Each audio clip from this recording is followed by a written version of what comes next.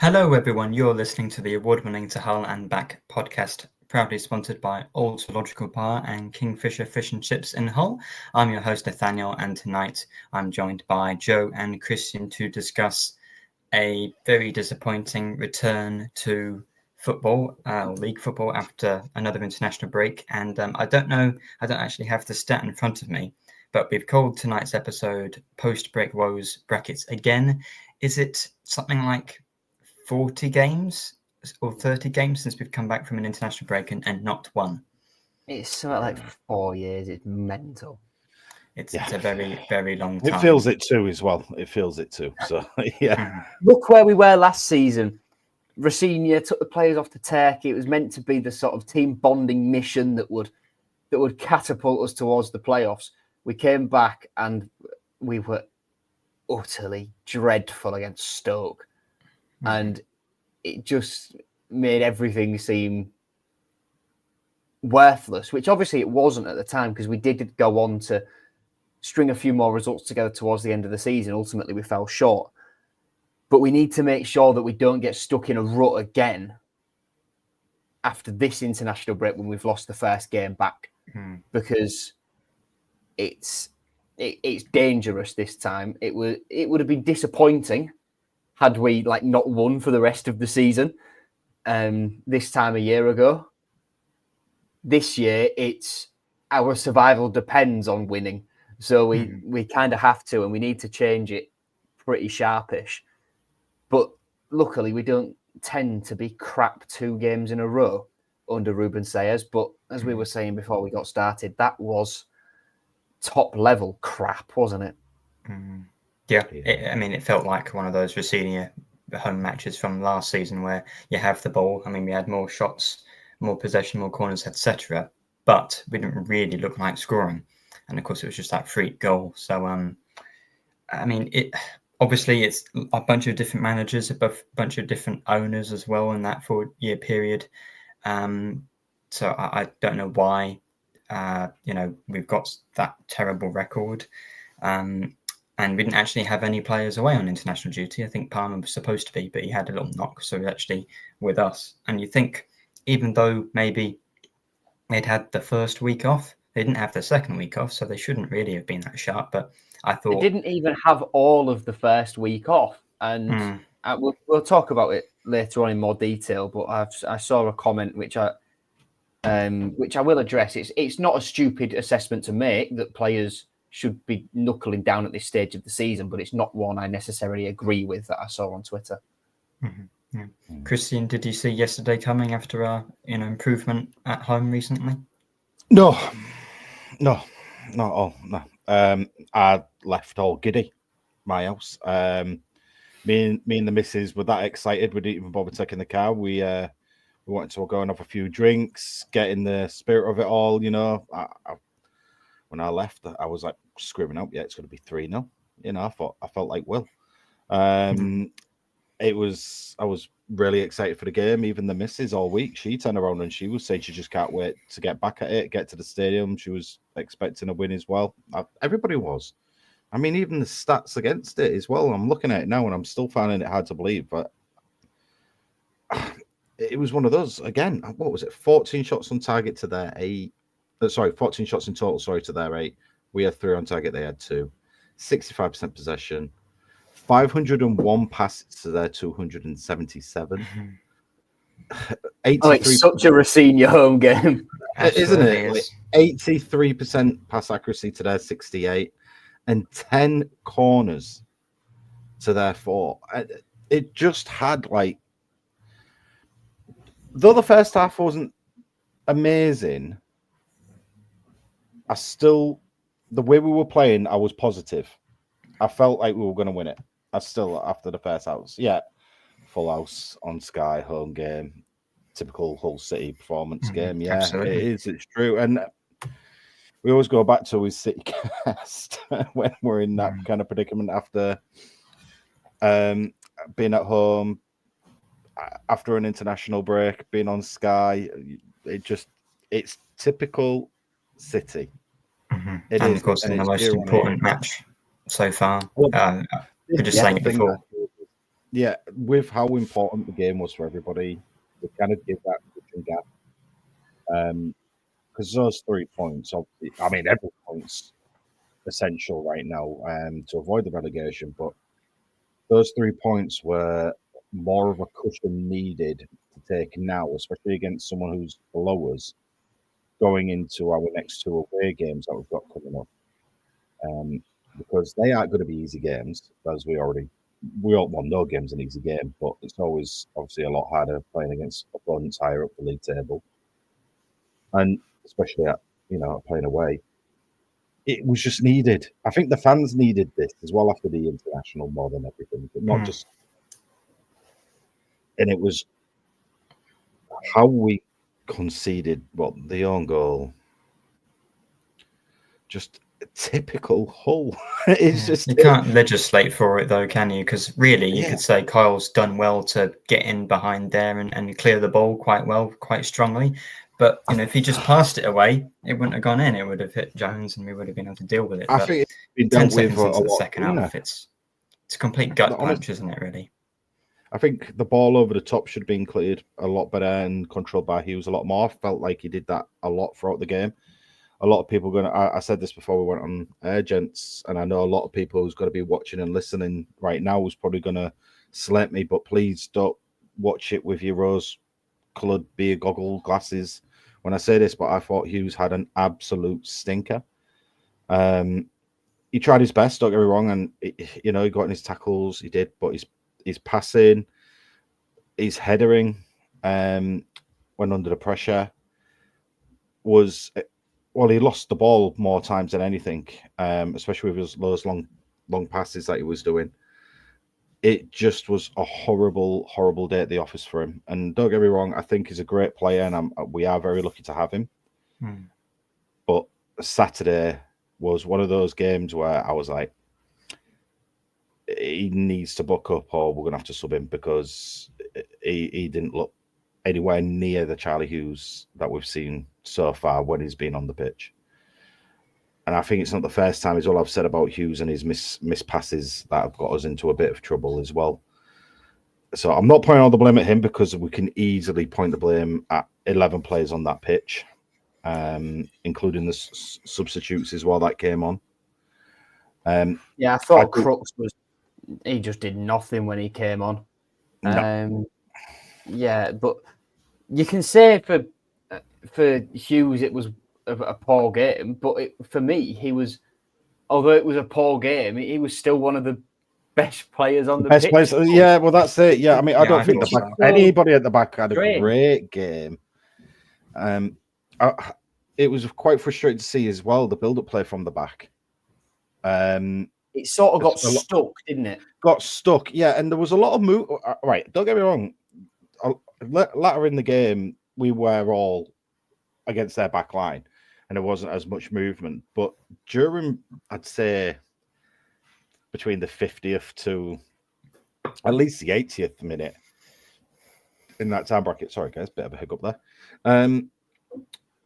The back line just couldn't see the movement that the midfielders and the forwards were doing into these channels, and sometimes it just took a little bit of a pass to get in there.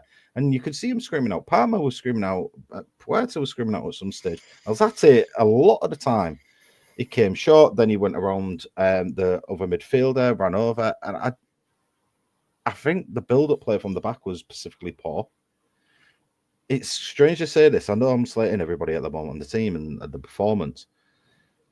And I heard people kicking off massively, but I thought Kamara, other than his, trying to win these long, high balls, which he is not designed to do regardless, I thought Kamara had a semi-decent game. I thought effort-wise, it was nice to see his effort in there. But the second half, it was just god-awful. It was awful. It was cringeworthy of some of the things we were doing. I mean, guys, get in here, because I could just moan non-stop. I could. Well, what I'll say is, I mean, Endishep's commented in here. He's saying, unlike yourself, Christy, he didn't think Hughes was bad, but he thought Jones was quite poor. Of course, nothing he can do for the goal. I think what I'd say is that you're playing Joseph in the middle, and we can get onto Joseph in a moment as well. But the impact he had, because Joseph and then the strikers that played for Luton, Morris and Adebayo, none of them scored, but they did a huge amount more holding the ball up, and it's the only real time I've seen Jones and Hughes.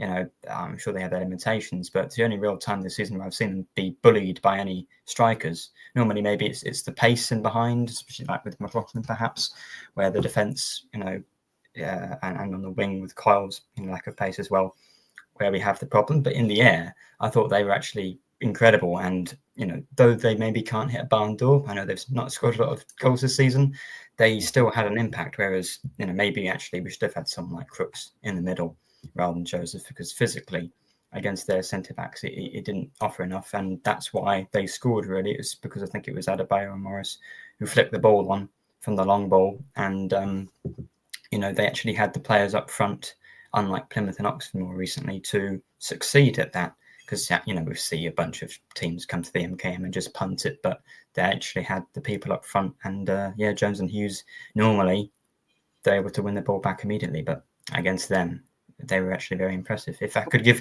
two people man of the match, I'd give it to both of them combined.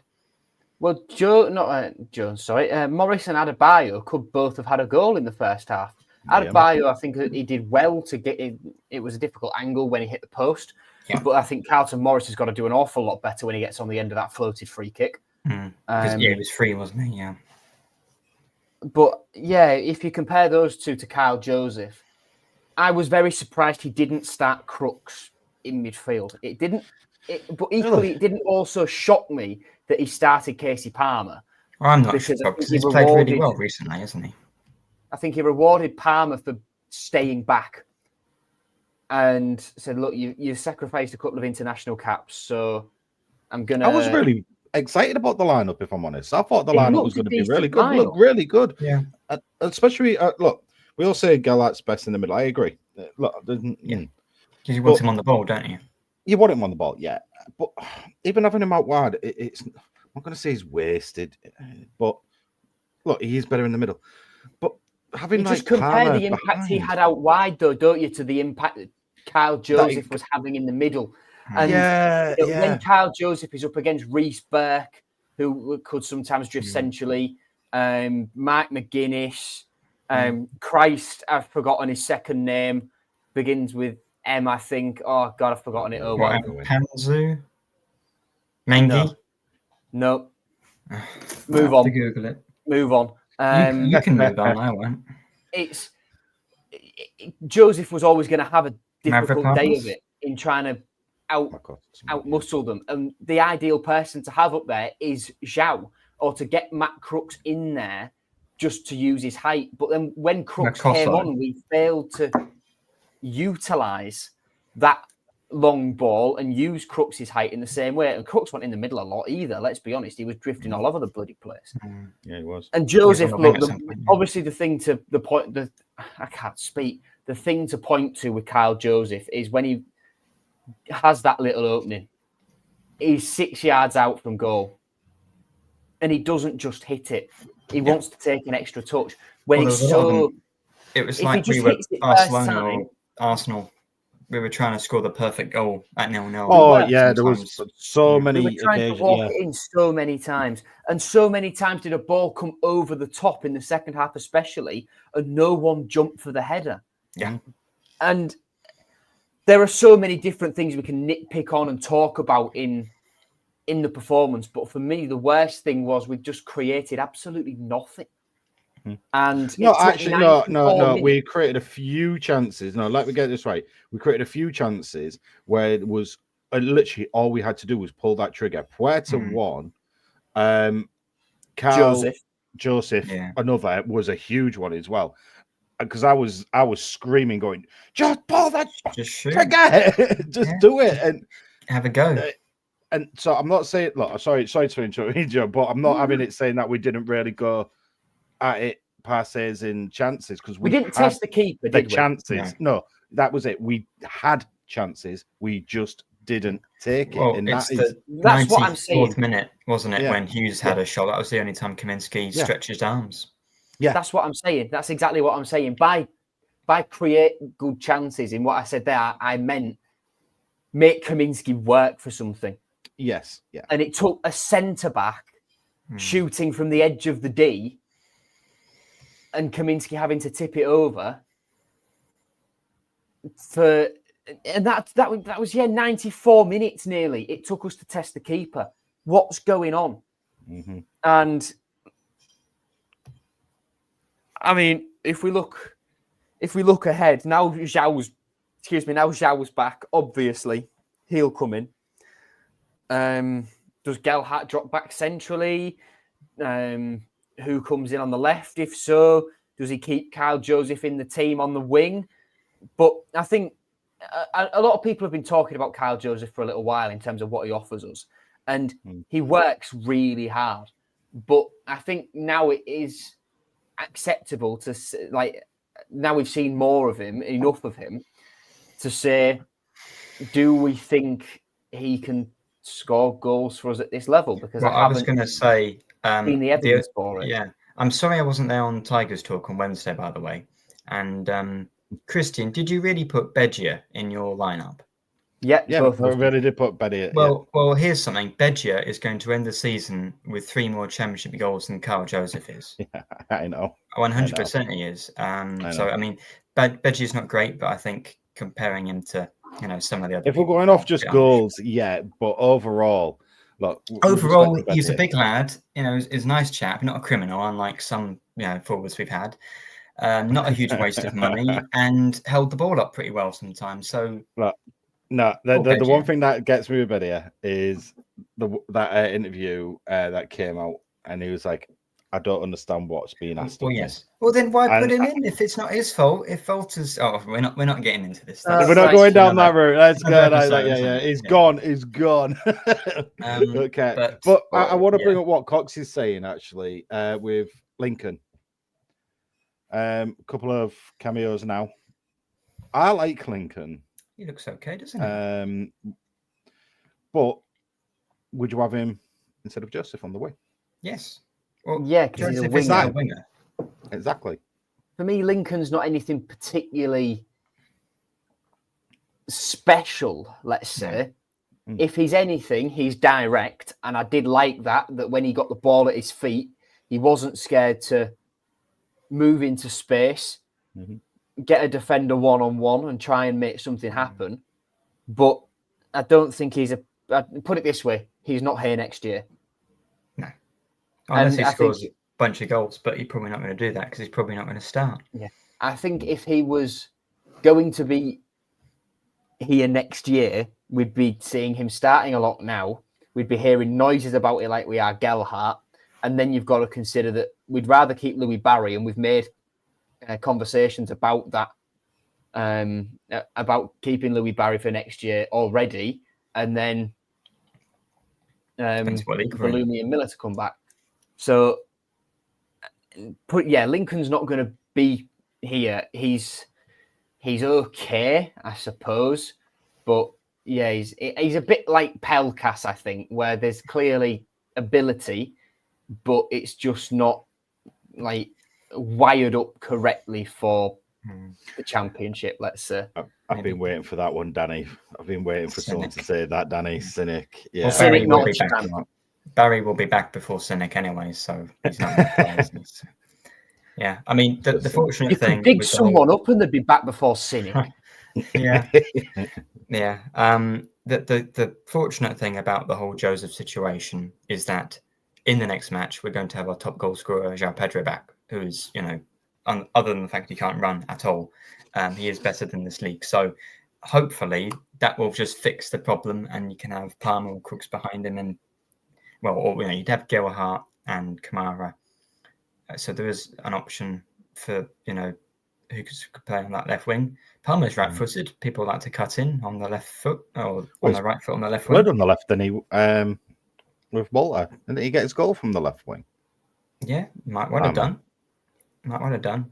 So I think Palmer can play on the wing. I'd even try that for a moment just to see what happens. But start Amrabat. Do not start. Well, if you think that you can start Amrabat, but then you're taking him off after 20 minutes. So you're giving him 20. I'd rather start put it this way, I'd rather start Burstow through the middle because we've never actually seen him there. Yeah. Than give Burstow Kyle offers Joseph more than another go Joseph. there. Burstow's going to have scored more goals than Joseph by the end of the season as well. That's only 2.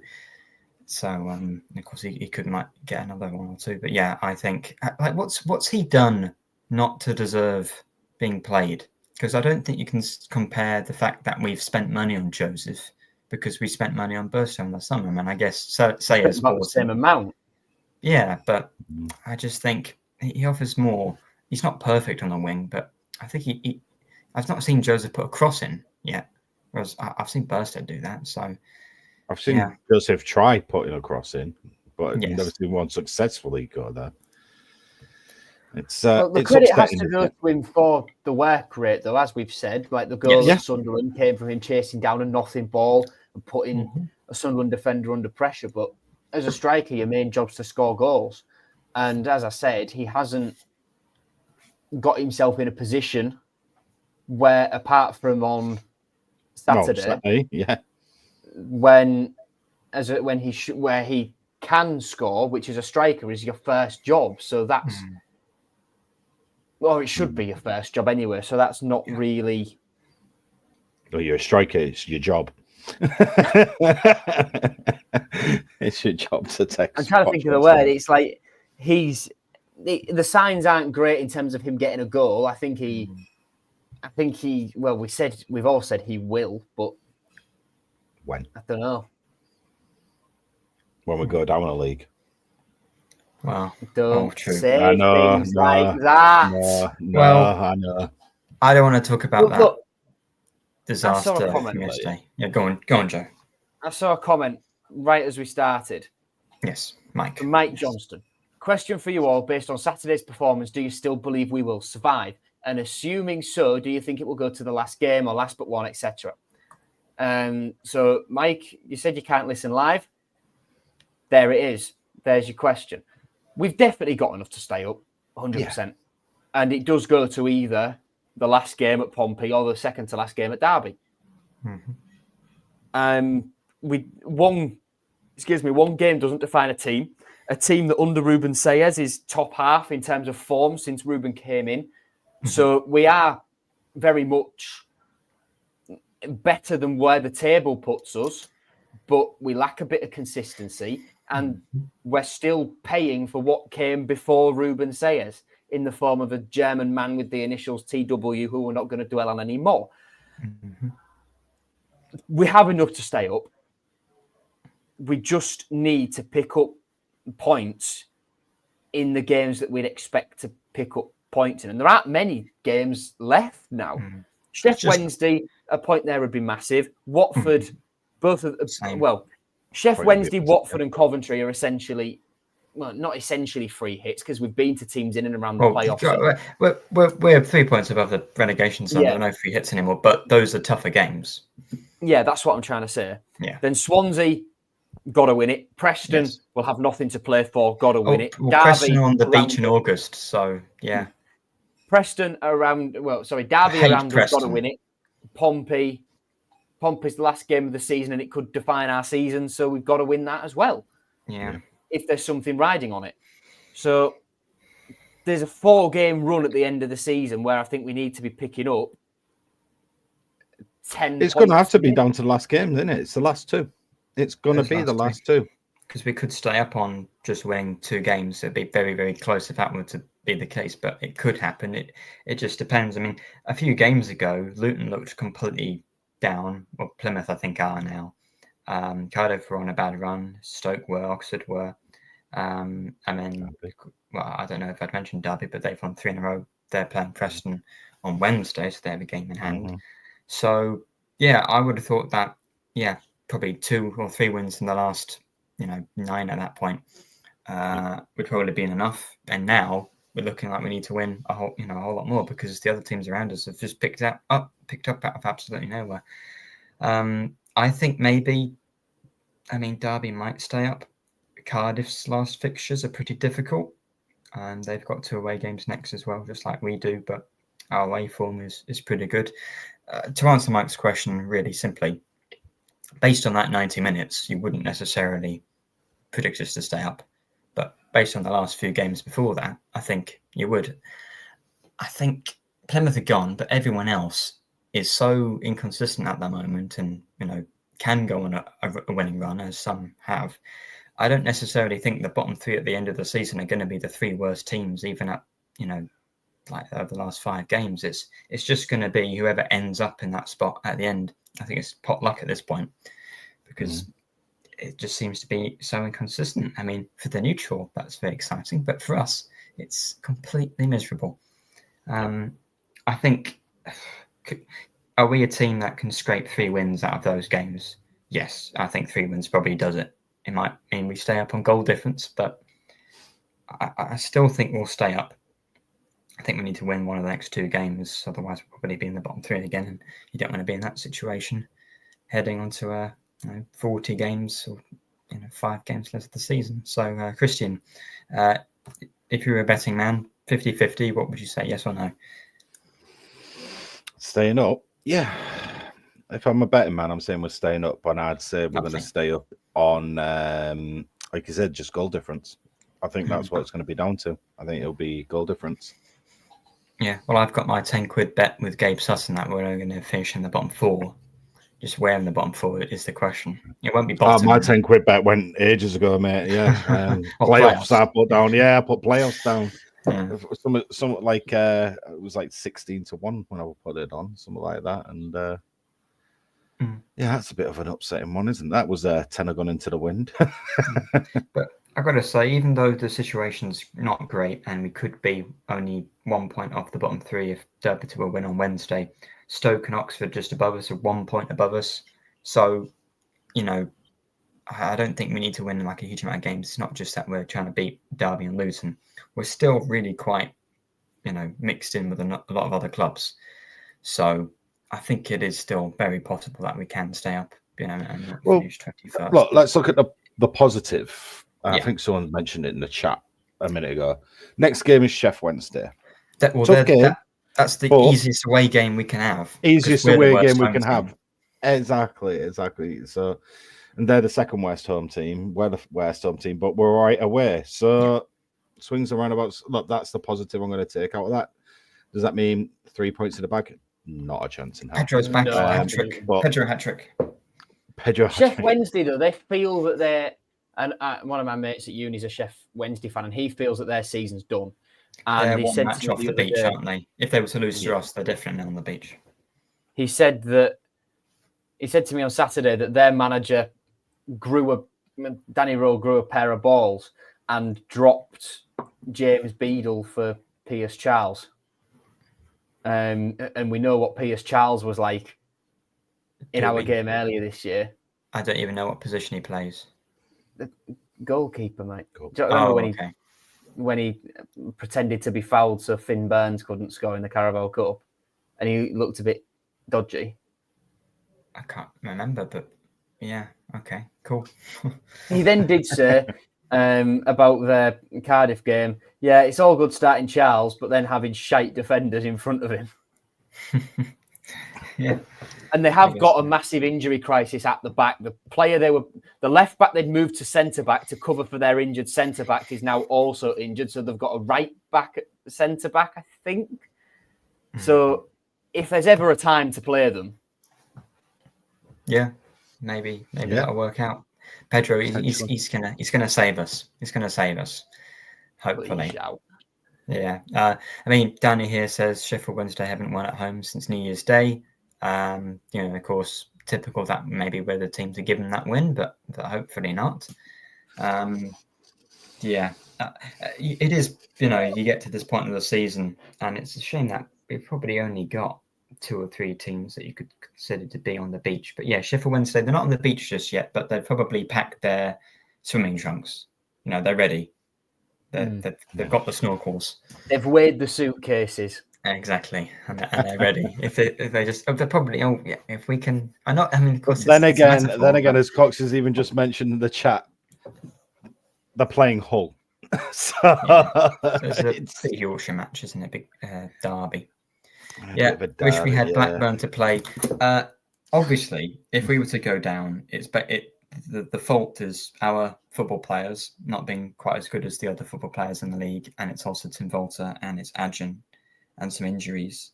But if you want to find another team to blame, Derby 2, Blackburn 1, Stoke 1, Blackburn 0, Blackburn 1, Cardiff 2, Portsmouth 1, Blackburn 0. I work with a Blackburn fan at work. I'm going to blame him. I'm going to blame, but that run of form, you're losing 4 in a row against our relegation rivals. Bristol, I remember every time they seem to play a relegation rival, they win. So I respect Bristol, but Blackburn, I almost said a rude word. Good heavens. They're a mess. By the way, if we go down, it is going to be the first time that I swear on the podcast. So I'm not going to say, screw Blackburn is what I'm going to say. So that's a promise. I hope I never have to hear that. No, it won't be fun. We might actually win some games, be a chance to win the. We might actually win some games next year if we have a competent manager for the full season in the Championship. True. And a pre-season. Yeah. So, shall we predict the lineup for the next match? Would that be fun? I could do a combined lineup. Let's have it. Go on then. Okay, let me grab a pen. Surely, I think, Pender's in goal. Nothing you can do about that goal. It'll be the same back four. Yeah. Same midfield. Maybe. I think you move Gelhardt at number 10, don't you? Same Alzate and Puerta, because they're the only midfielders we have. So it'll be them. Yeah, it'll be Alzate and Puerta. I agree with that. Kamara on the right. I think you do have a decision to make on the left. For me, we're in a relegation battle and you want all your best players on the pitch. I think you try Palmer there, see what happens. Maybe he's not got a huge amount of pace, but you don't necessarily need to have a huge amount of pace to play on the wing. You can cut in and create something and have Gelhardt in the middle. So, and then, yes, obviously, Pedro in the middle. He's the number one player on the team sheet at the moment. Maybe not in general, but because he's missed the last 3, you just make sure you don't forget to pick him. I do that on my video game. If I've suspended someone or someone's got a red card, I forget to put him in the next match. But Pedro, he'll definitely be starting. So, Cristian, what would you do with the sort of front line? I mean, I already see Pedro walking straight back in up top. So that's the easy one. It is that, I guess, the left-hand side situation, because do you put Gelhardt back in the middle? And it is, I guess, what's your choice? Bairstow, Palmer, Lincoln, or Carl Joseph on that left? What's the... I'm probably narrowing it down to the 2. It'll be well, no, I wouldn't either. So it's going to be narrowed down in my head to either Lincoln and Palmer. But I would like to see Lincoln start. I would like that. Like I say, he's more direct. He cuts inside as well. He does move with the ball very well. And a substitute for him when his legs go a little bit, I guess, is Palmer, because we all see Palmer as a good impact player.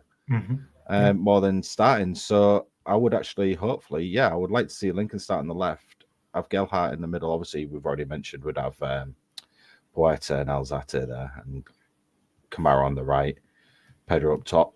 It's going to have to be the way. This is one thing, mentioning Gelhardt as well, that has just been brought up, obviously, on the screen. Though we haven't got any sort of contract obligation to get him, Gelhardt, we're going to have to go to Leeds and be like, please, sir, can we have that young lad off you, please? Depends how much money we've got left, because I don't think we're going to have a huge amount left. We're not, but could you, if you're going to look around for somebody else, would you say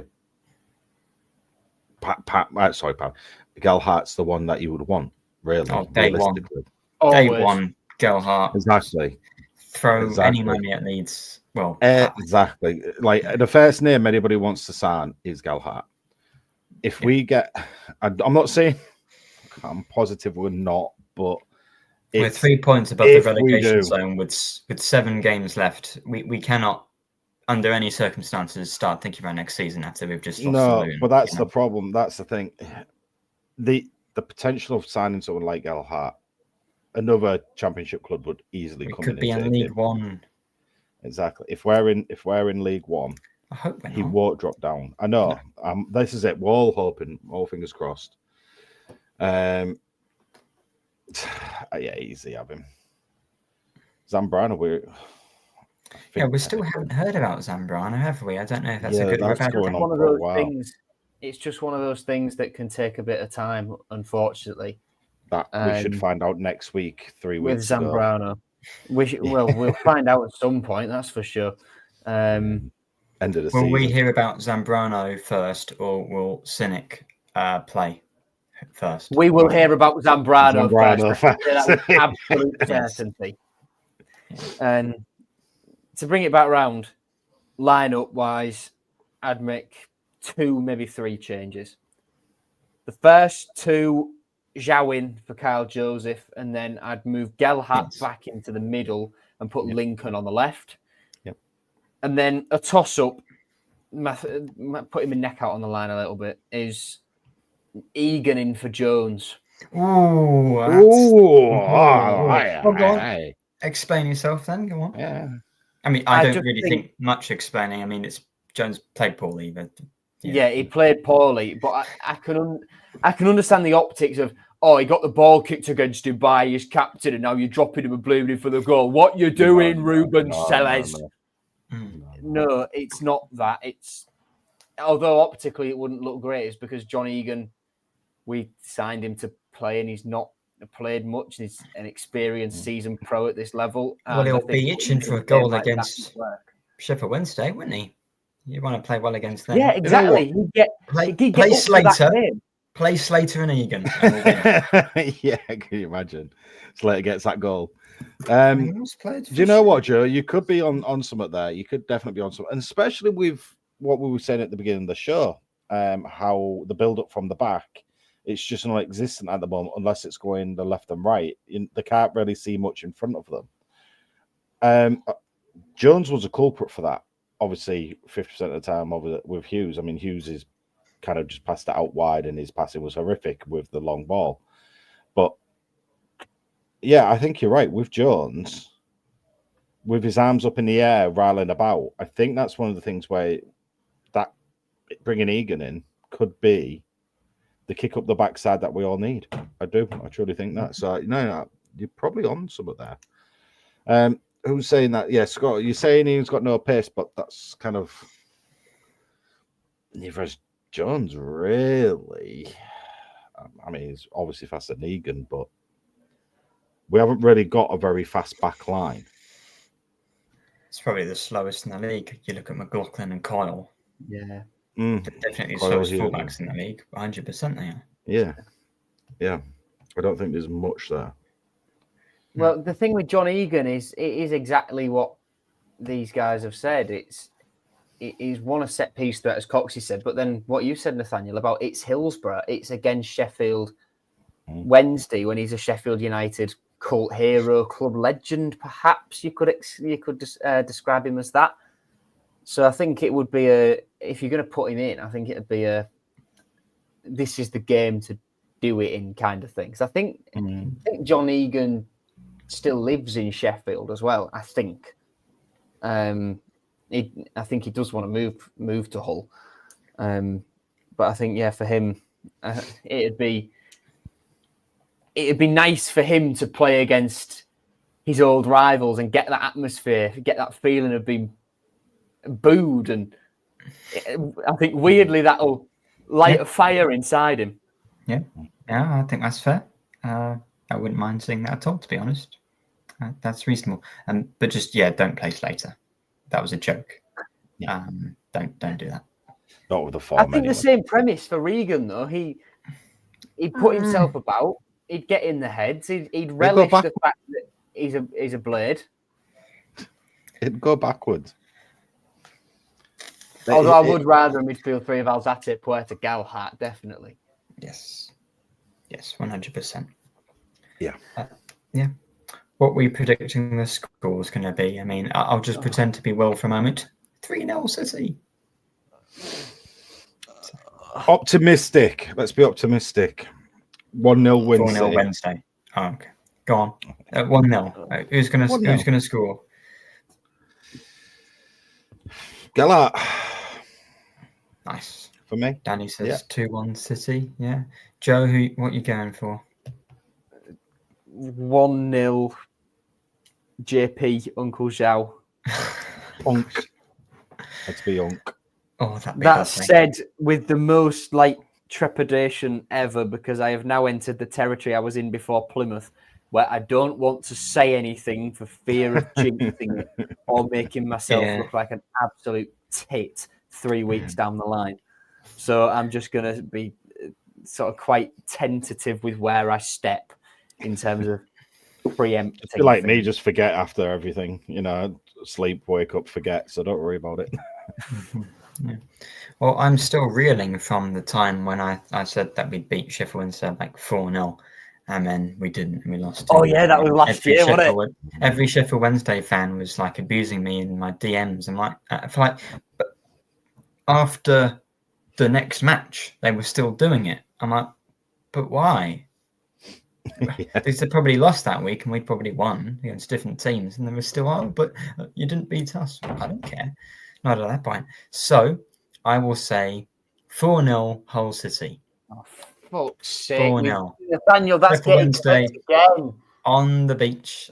They're on the beach and we're going to mould But them. that's when we play teams out of the West, because they've got nothing to lose and they don't care how they're playing. That's Look at Sunderland in the Premier League, right? 16-17 season, they were relegated the week before at home to Bournemouth. We played them. No, but that's different. There's a very different. When you're on the beach, you don't care. But being relegated, I think that's the opposite. It releases you. It lets you play without fear, and it lets you be, play your best. That normally happens. Remember Newcastle beating Spurs 5-1 on the final day. That is the thing. So being relegated, relegated teams are the best teams. Teams are already relegated. Well, actually, they're not. But whatever. Yeah.